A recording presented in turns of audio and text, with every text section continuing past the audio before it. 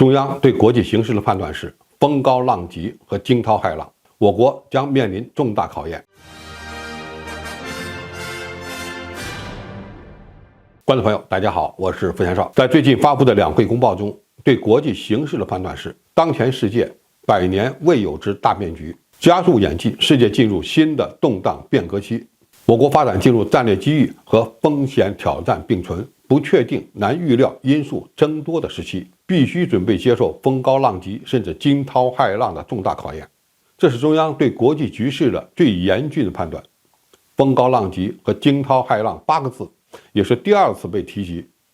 准备迎接重大考验，说明我们已经有了面对残酷外部环境的心理准备，需要做出更正确的应对措施。那么我们该如何理解惊涛骇浪和风高浪急这8个字呢？其实自从中国的综合国力逼近美国，再加上海湾问题和俄乌冲突的爆发，当前国际战略格局的变化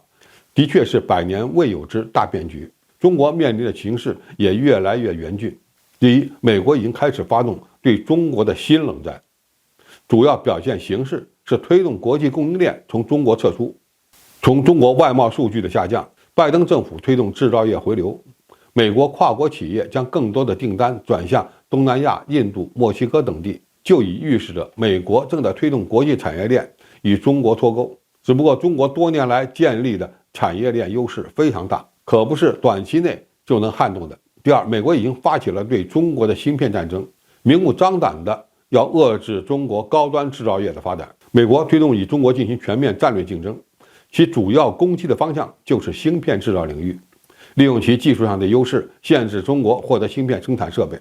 日本和荷兰已经加入了美国的对华芯片限制联盟，中国进军高端芯片制造业的努力遇到了阻击，不少中国企业已经遭受了严重损失。第三，乌克兰危机极大地恶化了中国的外部环境。虽然俄乌冲突与中国没有直接关系，但是美国一再通过抹黑造谣的方式将中国捆绑在俄罗斯一边，离间中国与欧洲国家的关系，破坏中欧经济合作的大局。四，美国推动台湾问题乌克兰化，主要表现就是要让台湾岛在战火中变成废墟。随着解放军实力的增强，美军直接下场武力干涉台海的可能性进一步降低。但是美国从乌克兰危机中发现了机会，正在加速推进台湾地区的刺猬化、豪猪化，也就是通过发展非对称作战能力，提高中国大陆通过武力完成统一的成本，从而阻止中国统一大业的完成。第五，南海局势风起云涌，菲律宾的亲美势力正在借助域外力量与中国进行对抗。今年是中国与东盟推动南海行为准则签订和执行的重要年份，但是菲律宾最近开始在南海不断地挑衅中国，双方在几个岛礁上已经展开了较量。菲律宾还计划与美日澳一起在南海搞联合巡航，引入域外力量对抗中国，这预示着一场大风暴有可能来临。第六，日本开始走上军国主义化道路，积极购买和发展远程攻击型武器，其主要目的就是为了干涉台海，威慑中国。在乌克兰危机爆发之后，美国正在推动日本的国家正常化和军队的正常化，日本的防务预算将增加到 GDP 的2%，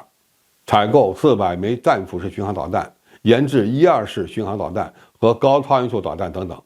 就是为了构建能够威慑中国的进攻性作战力量，甚至为武力干涉台海做准备。第七，韩国尹锡悦政府的转向有可能会让朝鲜半岛变成下一个危机的爆发地。一方面，美国与韩国不断进行大规模联合演习，另一方面，朝鲜不断地发射导弹进行示威，整个半岛正面临着兵凶战危的局面。如果在中国的家门口发生军事冲突，美国有可能成为最大的受益者。第八，在美国高通胀和不断加息的影响下，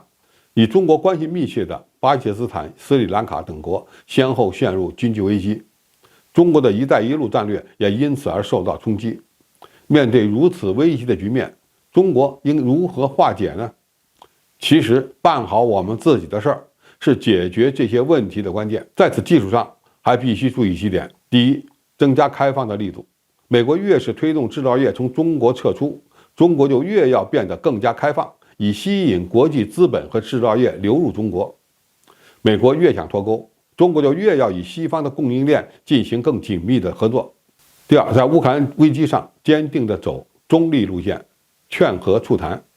乌克兰危机与中国无关，这场战争已经长期化，参与的各方都遭到了严重的消耗。中国面临站队支持乌克兰、谴责俄罗斯的压力很大，被造谣军援俄罗斯的声音也很大。但是，只要双方没有决出胜负，时间就在中国的和平解决乌克兰危机的倡议一边。第三，要加强与欧洲国家的沟通，破解美国对中国的战略打压，与欧洲搞好关系是重要的一环，帮助欧洲走上独立自主的发展道路。优先发展与欧洲大国的关系对中国非常有利，甚至中国还要保持与北约的稳定关系。分化美军与北约国家的关系也很重要。第四，推动南海行为准则的通过与实施。